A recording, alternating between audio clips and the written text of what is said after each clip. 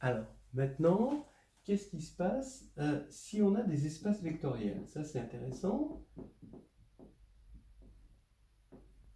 Regardez, avec un espace vectoriel, E plus point, donc ici sur un corps K, eh ben, on prend un sous-espace vectoriel.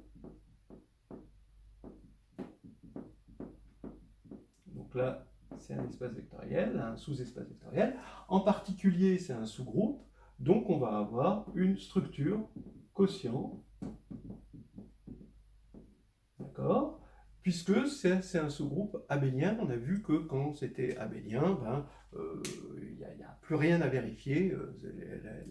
Le passage au quotient de l'addition se fait directement. Alors, qu'est-ce que c'est que E sur F, hein, si on se pose des questions? C'est l'ensemble des X plus F. On regarde des classes modulo F, où X parcourt E. D'accord? Alors, maintenant, on a envie de mettre une structure un peu plus riche que celle de groupe. Ici, on va multiplier par lambda. Oui, effectivement, quand on multiplie là, ici, j'aurai toujours un élément de la forme lambda x plus, je peux développer ici, et lambda f, ça va rester dans f. Donc ça va être bien défini, d'accord? Ça va bien être défini, ce qui veut faire que dans le quotient, ça va s'écrire lambda fois x, par définition, c'est la classe de lambda x, et on vérifie que c'est bien défini, d'accord? Voilà. Et qu'on a tous les axiomes, on va avoir une structure d'espace vectoriel, c'est pas la peine de vérifier tout ça, ça va être héréditaire, ça va découler, ça va ruisseler. Voilà. Et maintenant, qu'est-ce qu'on veut faire? C'est des espaces vectoriels, donc tout de suite on se dit quelles sont les bases. Alors les bases, en fait, qu'est-ce qu'il va y avoir? C'est qu'on va avoir un théorème, c'est que si on prend soit, on va supposer que dim de E est fini, d'accord, on va déjà supposer qu'on est en dimension finie, soit f' un supplémentaire de f, de E, de f dans E, et E1, EK, une base de f', alors les classes E1, EK, c'est une base de E sur F. C'est-à-dire que une F a été annulée, donc toute base de E ne peut pas devenir une base de E sur F, parce qu'il y a des tas d'éléments qui deviennent nuls, tous les éléments de F. Mais maintenant, si on prend un supplémentaire, il va survivre à cette annulation, puisqu'il est supplémentaire, il ne touche pas F à part 0. Donc il va survivre à cette espèce de grande destruction, hein, de grand chamboulement que représente le quotient, où il y a toute une partie qui disparaît, qui s'annule. Hein. Voilà. Bon, alors c'est assez facile à démontrer. Hein, donc la preuve, elle est assez élémentaire, mais évidemment, il faut savoir la faire. Donc, il faut vraiment montrer que c'est libre et générateur. Donc, d'abord, libre, on va partir de somme de lambda i, ei, bar de i égale 1 à k égale 0 bar. Donc, vous pouvez mettre maintenant une barre partout, d'accord? Et là, c'est 0 bar. Si c'est 0 bar, c'est que c'est nul. Si c'est nul, c'est que c'est dans le noyau de l'application bar, c'est-à-dire F, c'est-à-dire qu'on va avoir sigma de lambda i, ei appartient à F. mais comme ça, c'est dans f', qui est supplémentaire, ça implique que somme de lambda i ei est égale à 0, puisque c'est dans l'intersection de f et de f', et comme là c'est un cas, et comme les ei forment une base de f', ça implique que les lambda i sont tous nuls. D'accord? Donc ça, c'est pas difficile. Maintenant, on va montrer que E1, EK est génératrice. Et pour cela, on va compléter. On avait dit que E1, EK, c'est une base de F', qui est en somme directe avec F. Donc on va prendre une base de F.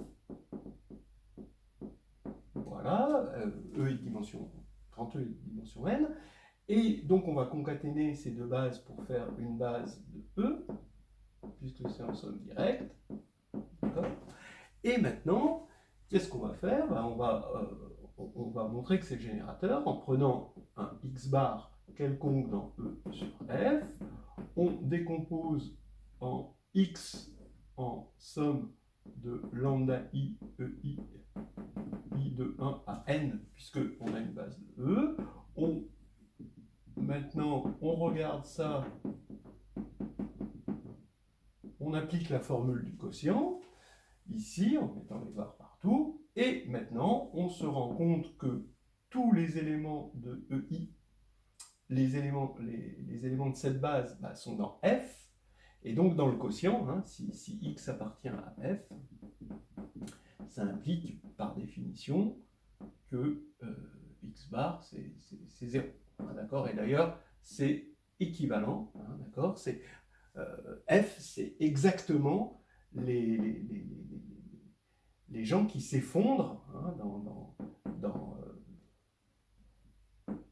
égal, on va dire ça, ou appartient à la classe de 0. X appartient à la classe de 0, ou X bar égale 0 bar dans E sur F. C'est exactement, grand F, c'est exactement les gens qui s'effondrent, qui s'annulent hein, dans le passage au quotient. Voilà, donc ici, ça veut dire qu'on a une somme I égale 1 à K de lambda I, EI bar. Voilà. Alors, ça nous dit quoi? Ça nous dit que la dimension de E sur F, maintenant, donc on a démontré qu'on avait bien que ça c'était libre générateur, donc au niveau dimension, c'est la dimension de F', c'est-à-dire la dimension de E moins la dimension de F d'après ça. Voilà. Donc ça nous fait quelque chose d'important.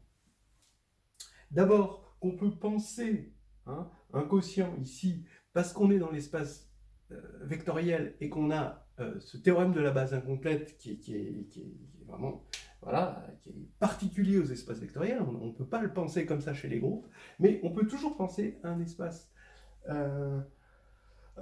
quotient comme un peu comme un supplémentaire.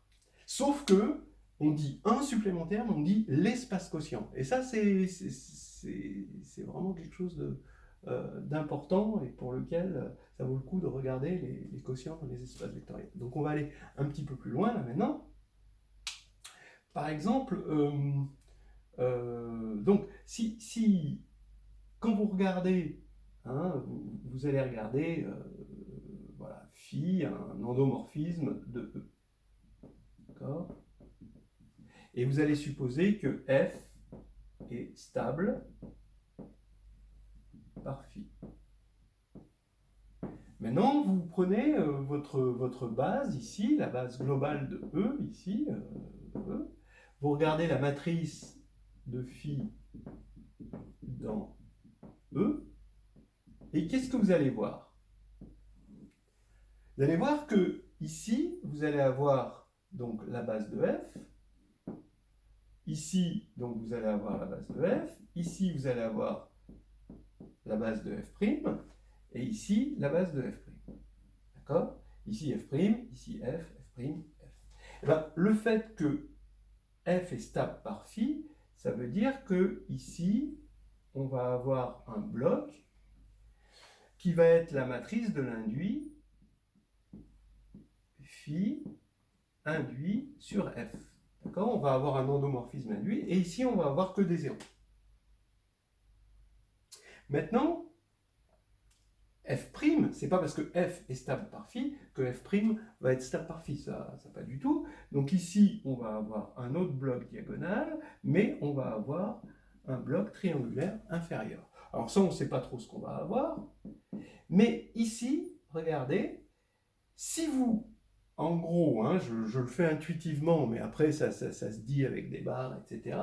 Mais je vais essayer de résumer un peu la preuve, mais voilà. Donc si vous tuez F, vous le tuez dans l'espace de départ, mais maintenant vous le tuez aussi dans l'espace d'arrivée, et il vous reste ça. Ça veut dire que c'est la matrice de quoi? Ben, c'est la matrice de phi, d'un phi qui serait sur E sur F. Alors ça veut dire quoi, un phi sur E sur F? Ben, ce phi va aller de, bon, je vais l'appeler phi bar, d'accord? Je vais l'appeler phi bar, c'est plus facile.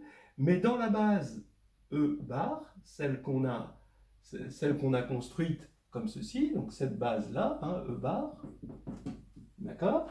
Et la matrice, donc phi bar, ça va être quoi? Ça va aller de E sur F dans E sur F, qui a x plus F associe, ben, phi de x plus F. Voilà, attention, normalement, il y a un mot qui doit venir à votre esprit. Est-ce que c'est bien défini?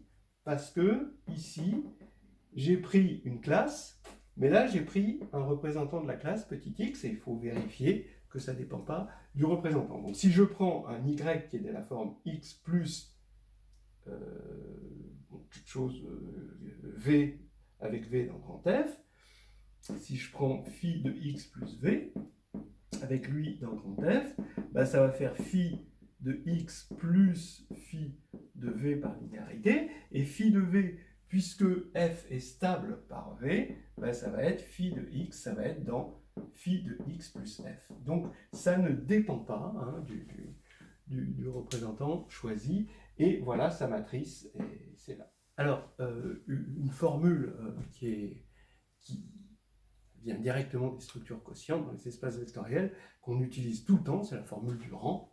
Hein, donc, et ça, c'est une application directe hein, du rang. Regardez, hein, vous prenez une application linéaire entre deux espaces vectoriels, phi, donc qui est une application linéaire de E dans F, ben, qu'est-ce qui va se passer?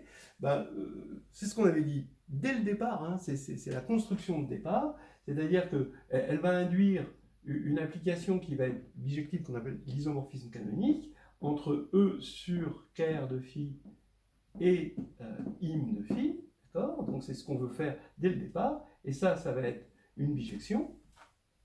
Et comme c'est en bijection, on est en dimension finie.